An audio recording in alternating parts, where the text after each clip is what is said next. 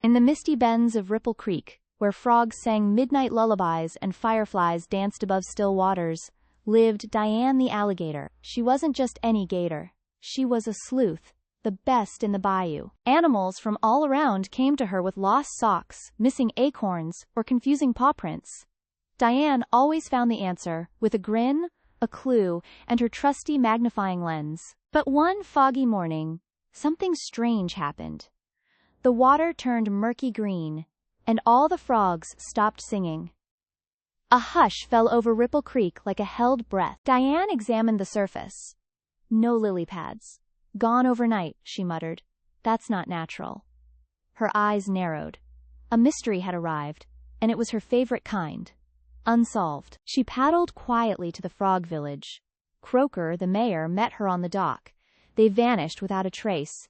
Even the lily pad librarian's reading stump is gone. Diane nodded. Time to search for clues.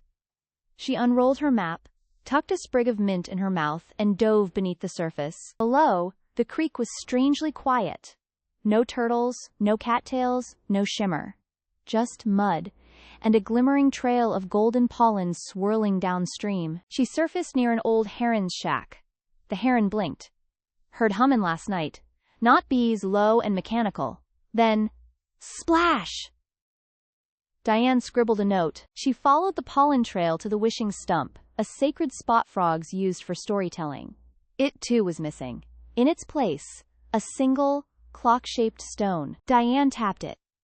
Tick, tick, tick. A tiny door opened, revealing a spiral staircase leading deep underground. She smirked.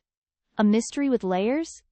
Delightful. Descending carefully, she lit her swamp lantern. The air grew warmer. Suddenly, she entered a glowing chamber filled with floating lily pads, spinning like gears. In the center stood a squirrel in goggles, tinkering madly. You found my seed spinner, he gasped. I'm trying to grow everlilies, but something's gone wrong. Diane tilted her head. You took the pads without asking?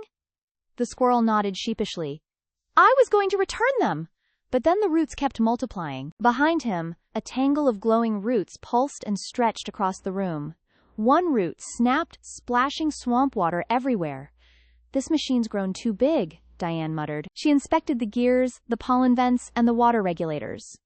Too much magic, not enough balance, she diagnosed. The squirrel gulped. Can you fix it? Diane cracked her claws. Let's tinker. She reversed the spin gears, adjusted the seed channels, and sang an old swamp tune her grandmother taught her. The roots began to slow. The machine groaned, then sighed, like it had been holding its breath for days. The floating pads drifted gently back into stillness. Better? She asked. The roots purred. Back above, the frogs gathered as the lily pads floated back into place like puzzle pieces. Croakers wept.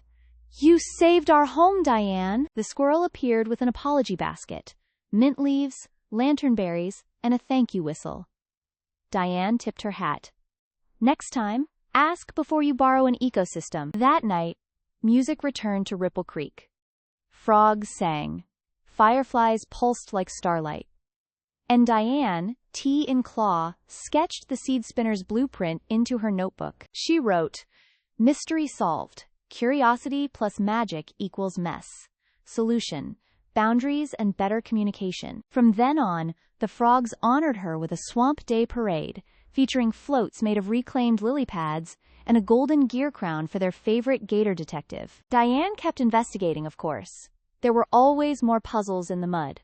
But she also became a teacher, training young critters in the art of observation. And on every case, she left her signature chalk drawing. A curled tail, a magnifying glass, and a tiny heart, because even a mystery should end with kindness.